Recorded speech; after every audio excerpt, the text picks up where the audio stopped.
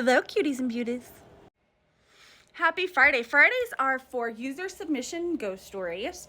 This week, I only have 3 submissions, as this is the first installment, the first Friday spent here at Eerie Air. This is really exciting for me. So, we've got 3 submissions that were sent to the Facebook Messenger. If you would like to have your story featured, and if you would like to be kept anonymous or you have your name used, go ahead and let me know. You can send me a message either on the Eerie Air Facebook page. You can drop a comment down here below if you would like, or you can send a private email to eerieair@gmail.com. Okay, are you guys ready? I'm just going to read them in, first person. All right, are you ready? I'm going to read them the way they were sent to me. Also, I know it looks a little different today on Friday because I am actually at my store instead of in my home. So this is a little different of a setup, but I'm really happy to share my story with you guys. This is what I do for a living. This is what I do. If it'll focus. There we go.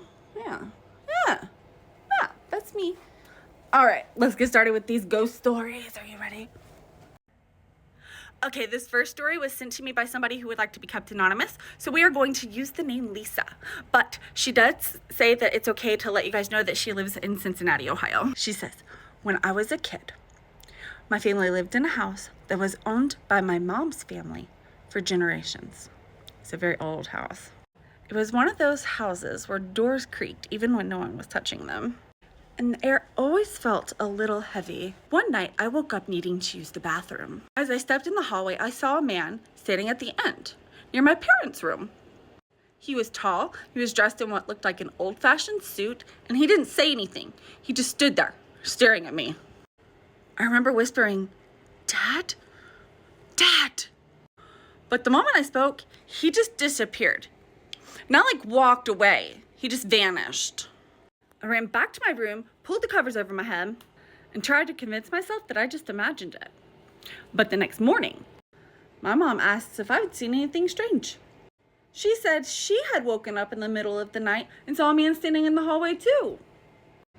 And she says they never saw him again, but anytime they were in that house, the whole time, she just said she never actually felt like she was alone. So what do we think? Is it shadow figures, residual energies, trick of a light, ghosts? What do you think Lisa saw? Let me know in the comments. Now, let's move on to our second story. This next submission comes from Brandon in Indianapolis. It involves something that a lot of people already find creepy. Dolls. I love dolls. But a lot of people think dolls are creepy. Okay, here's what Brandon says. Brandon says, when I was about 10, my grandmother gave my little sister a doll. An old porcelain doll. It had glassy blue eyes, ringlet curls, and a tiny red dress. My sister loved it, but I hated it. Something about the way it just sat there staring gave me the creeps. One night, I woke up to whispering. I could hear my sister talking softly, but her room was right next to mine. I couldn't make out what she was saying. I got up to walk to her room to tell her to be quiet, but when I went in there, she was sound asleep. The whispering didn't stop, though. It was coming from the doll. I froze, listening, but the words were too quiet to understand, and when I reached for it, the room went ice cold. My sister suddenly gasped in her sleep, like she couldn't breathe.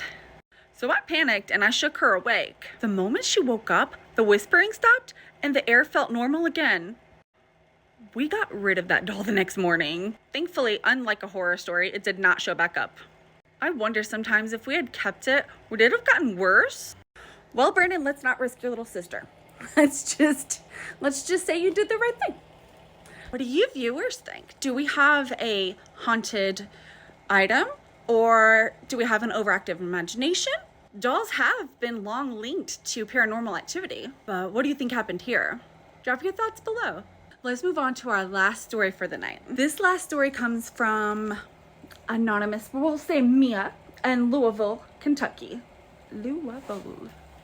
It's a short one, but I think it's worth it. A few years ago, I lived alone in an apartment. It was part of an old converted house. It was cozy, But something always felt off. One night I was laying in my bed, scrolling on my phone like we all do, and I heard 3 slow, loud knocks on my bedroom door. Not my front door, my bedroom door. I was the only one in the house. I thought maybe the upstairs neighbor was moving around, maybe knocked on a wall. That didn't really make sense because the sound was coming from inside my apartment. I didn't move. I just sat there staring at my door with my heart pounding, waiting for it to happen again, and it did. 3 loud knocks, just as slow, just as deliberate. I finally worked up the urge to whisper, "Who's there?"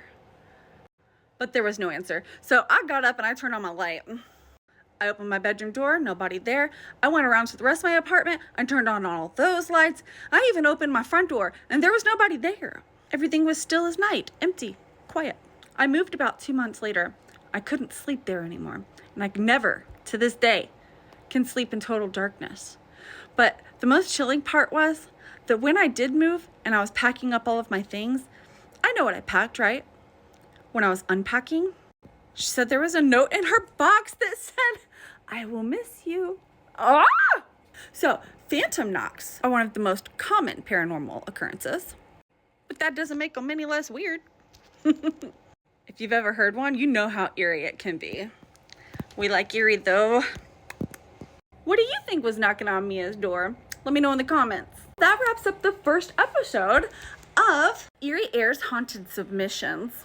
A huge thank you to those who sent me your stories.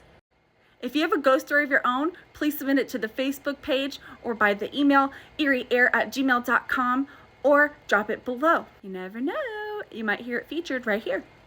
Don't forget to like, subscribe, and hit the bell so you never miss an episode of Eerie Air. Thank you for watching Eerie Air, where the ghosts sit in the corner and listen to the ghost stories too. Till next time, mwah! See you next time.